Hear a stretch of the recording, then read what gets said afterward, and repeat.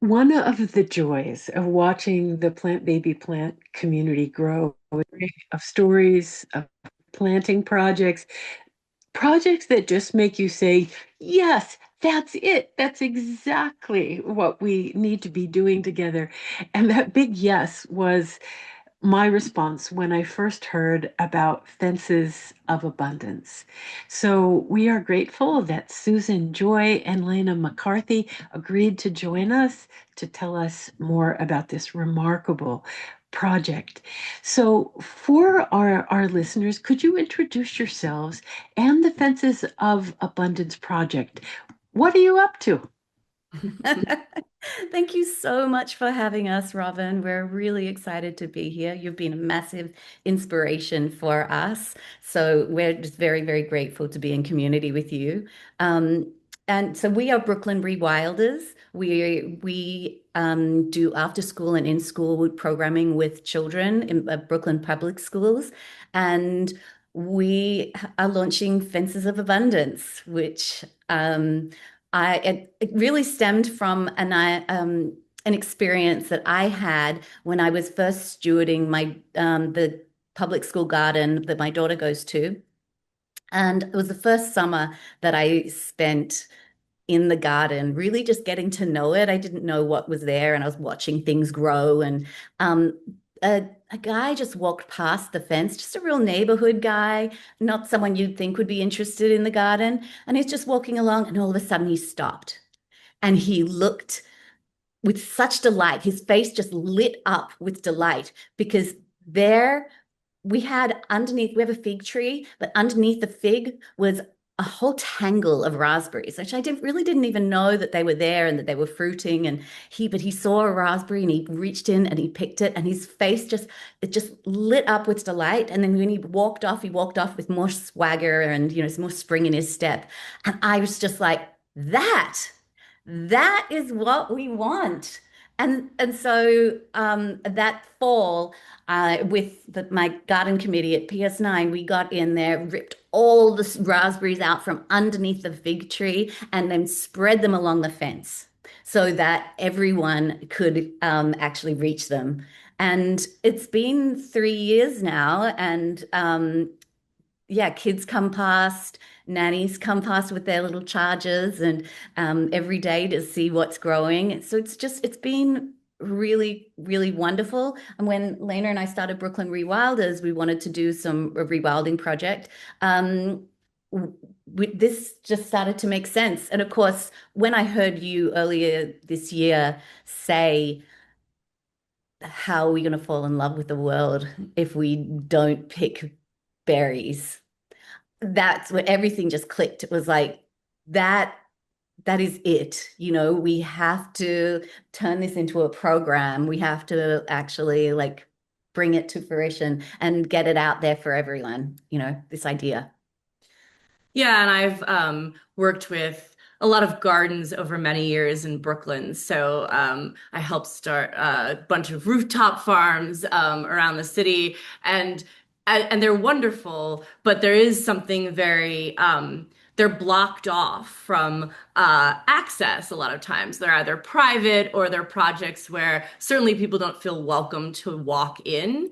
And even community gardens are one of the most wonderful things about New York City. And it's such an incredible movement that has kept all of these gardens Mm. alive. And there's such a neighborhood delight. But they are also, so many of them, more private spaces. And so one of the conversations we were having was around like, we work with children so much. And one of the things that children learn quickly is like, where can I go and where can't I go? Or what's allowed and what isn't allowed.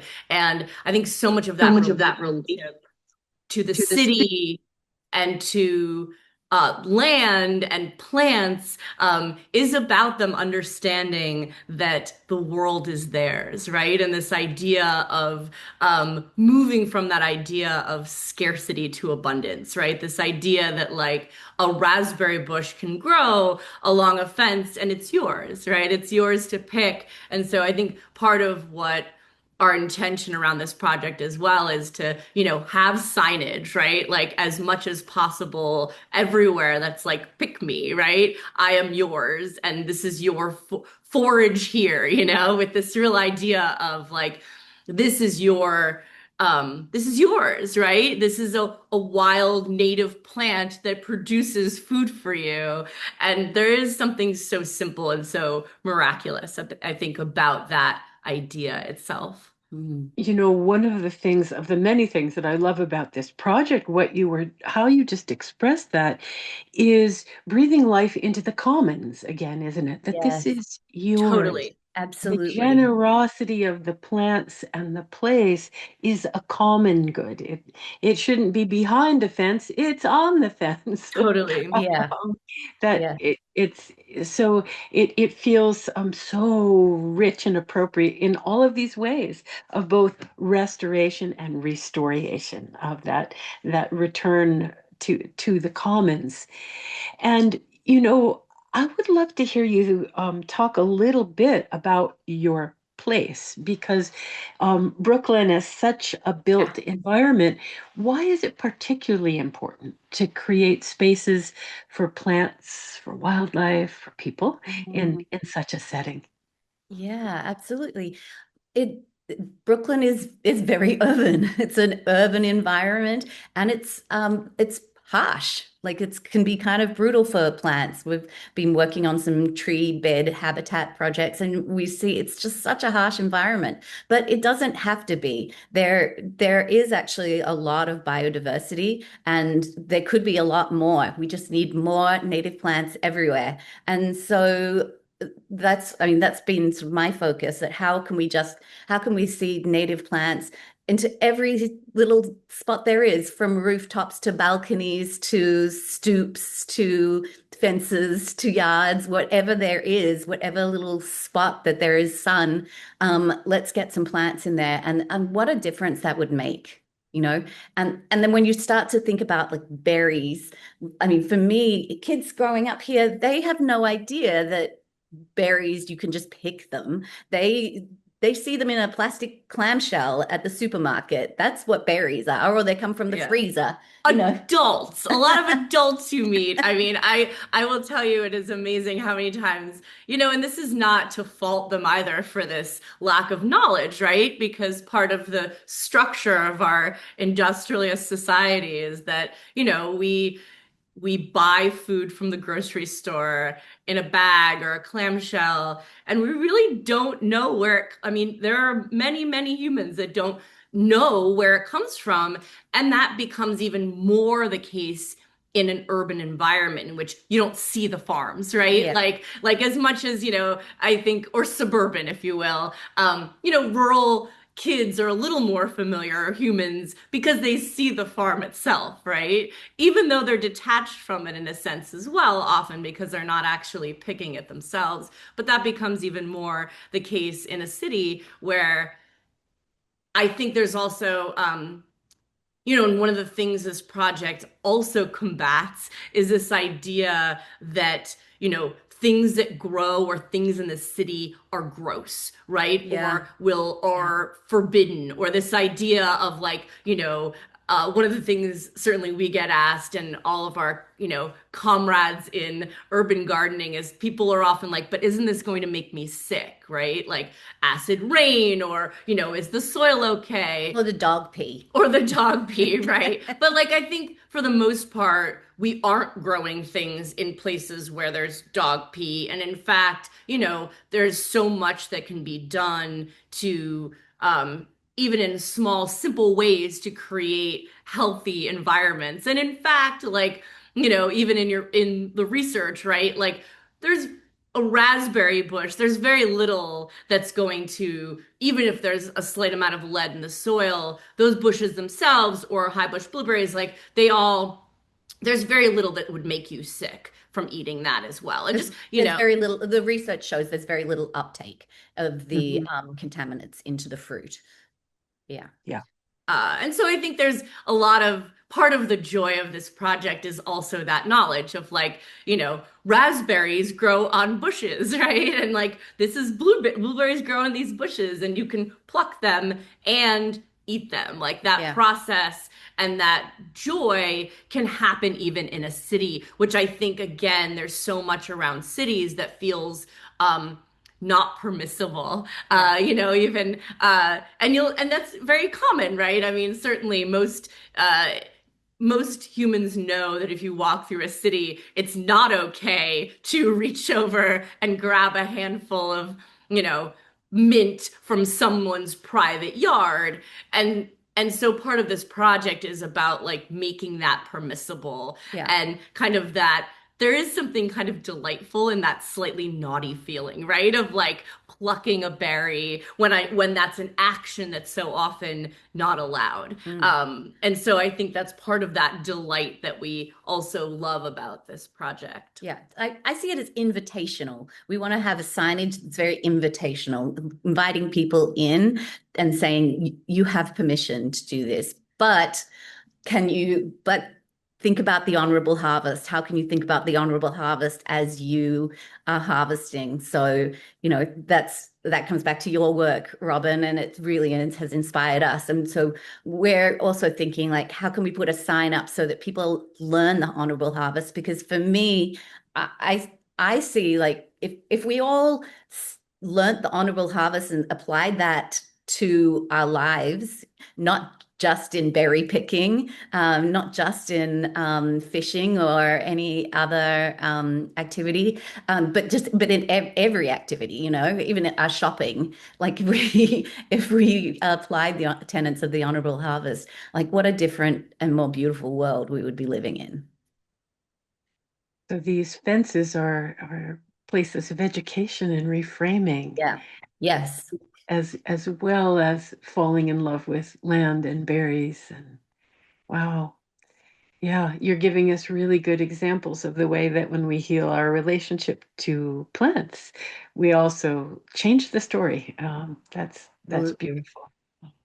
I was saying to Susan that I love the work of Ross Gay, and I was just saying how I want to put a sign like on some of the fences, like you can loiter here, like because I love his work around, he has that wonderful essay about loitering, right? And so yeah, I think so much of it is also that again that creating a different conversation around fences and public spaces too. Yeah. And Absolutely. our vision, like we imagine that when these will become community conversation points, something where community gathering and conversation points, so that you'll meet your neighbors in a way that you maybe didn't meet them previously. Because there's a lot of people in New York City who just don't know their neighbors at all. There's some blocks where people they know each other. There's a block association. But there's really a lot of people who just don't know their neighbors, and I feel like it's a starting point. It's a Well, conversation let me ask piece. you more about that. I think you're absolutely right. It can be a place to combat isolation, to come to know each other. And so I know it's early days in Yeah. this work, but what responses have you seen from surrounding community when edible fences appear? Who tends the spaces? Is it volunteers? Is it neighbors? Can you tell us about the response to this beautiful project? Yeah, volunteers tend to the spaces, and the way we have one site that's going to go in this spring at the District 13, the school District 13 office, and it's right next to a playground.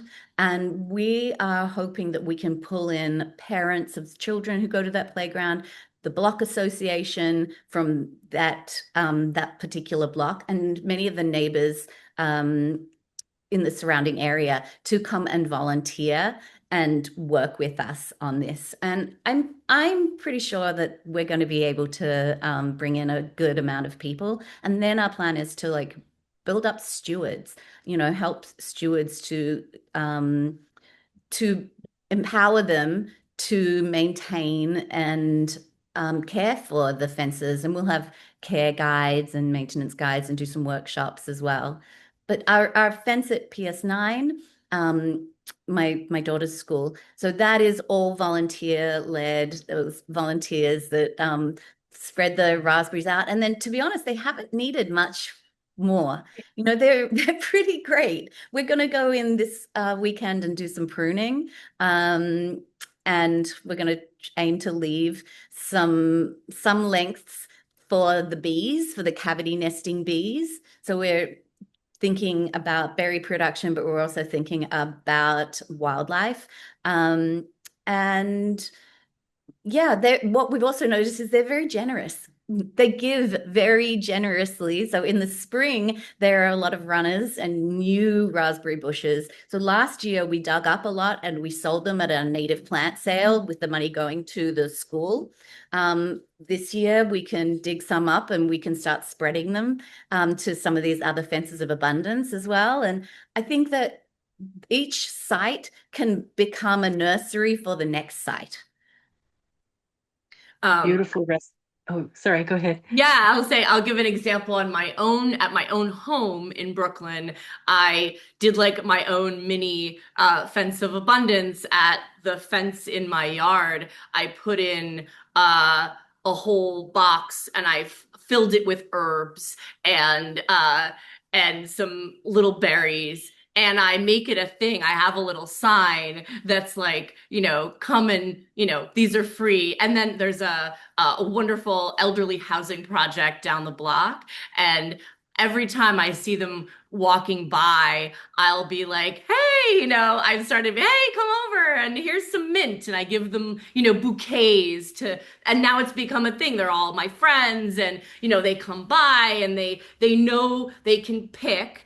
But they're really it's almost like most of them are probably not taking mint home and making a salad, but they're just nibbling on it, and we're talking. And so in a way that my own mini fence of abundance is really just become a really wonderful way for me to have these conversations with them and for them to feel like, they know they can hang out there and chat with me, and they know they can, again, they need a little refreshing mint as they walk by, they can pluck it, and I make it very clear to them that this is something I want them to do, that they should feel comfortable. And so even in that conversation, it's just become a really wonderful way. And it's like, it goes to your point. I mean, they're just aren't those spaces. I certainly, when I walk by their house, I'm a pretty friendly human. Someone's like, hey, how's it going? Or, walk by people's buildings. But that's also not traditionally something that happens a lot in cities, or in public spaces in general, right? In the United States. And so I think having these mini little spaces like that where plants and food become a conversation is very powerful in a small way, really powerful. There's something about gardening, I think, that brings people together. So even just times when I've spent gardening in the school garden, every time I'm there, someone walks by and says hello, just a stranger, Yeah. not someone I've met. Then maybe they'll start up a conversation or they'll just smile and really appreciate the gardening that we're doing. It feels like it's something that's a little it's an opening. There's a softness to it that people respond to. I just have had so many interesting conversations from just random people walking by when I'm gardening. So that's not about the fence of abundance. That's just about gardening. So plant, baby, Yeah. plant. Exactly, exactly. And that creation of community is one of the plant baby plant goals, right? Yeah. Yeah, I love And that. so yeah, and you're exemplifying that connection, that the way that caring for your space and the way that your space cares for you, can create community. I suppose this conversation is probably igniting a lot of interest in plant baby plant folks. So if somebody wanted to start something similar in their city, where would they begin? What are the tools that we might be able to offer? We have a protocol that they can use to and then join our community of practice.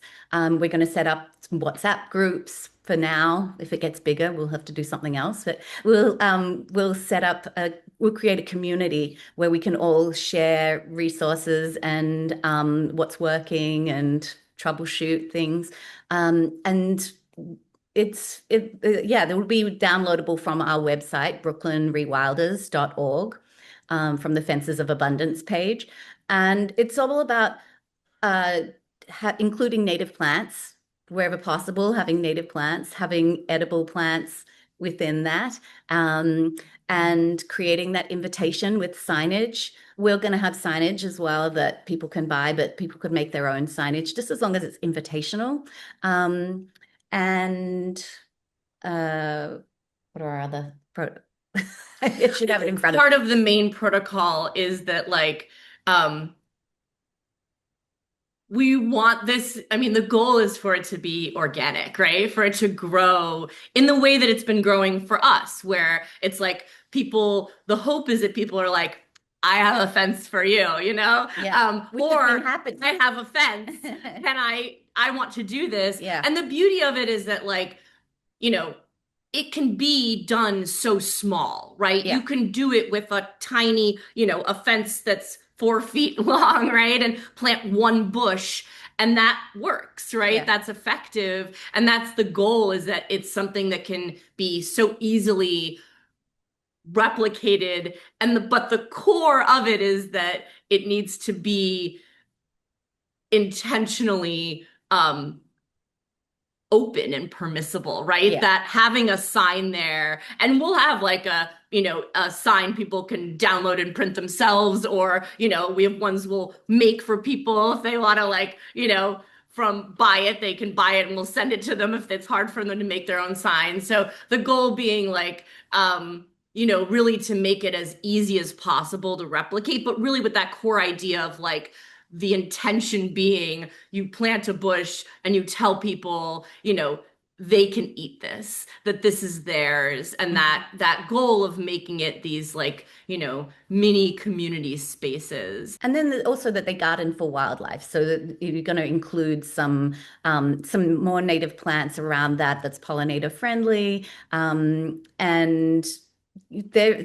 let there be that mess, that ecological mess that's needed for the insects. Leave the leaves, leave the stalks, and don't cut them back until the next spring.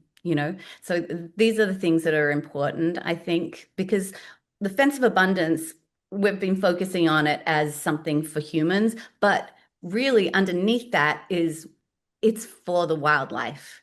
Birds are going to love the service berries that we plant and the raspberries and the raspberry blossoms, the bumblebees go crazy for, and I think it just starts to build up this. It repairs the relationship between humans and the more than human world, because we're creating something that works for us, but it also works for the other creatures that share this space with us. And what I have learned and noticed, and research continues to show it, if you build it, they will come, right? So if you build habitat, there's so many examples of people building habitat and then animals coming back, bees coming back, all kinds of insects coming back. And so we just need to do it. I love that. We just need to do it. Yeah. And you have offered us a powerful inspiration to do that in an example of a gift economy that does all of the work for our neighbors, both human and more than human. I can't wait to see how Fences of Abundance takes off in the world. Thank you so much for joining us, for sharing your story, and I know that you're an inspiration to us all. Oh, thank you so Thank you much. so much. You We are. are so grateful for you creating this space to have these conversations. It feels so necessary right now in the world to be talking about joy and abundance and connection and, being very present, joyful beings on this planet as much as we can. So Yes. Thank you. Thank you for your Thank work. you, friends. Such Thank an you. inspiration for us.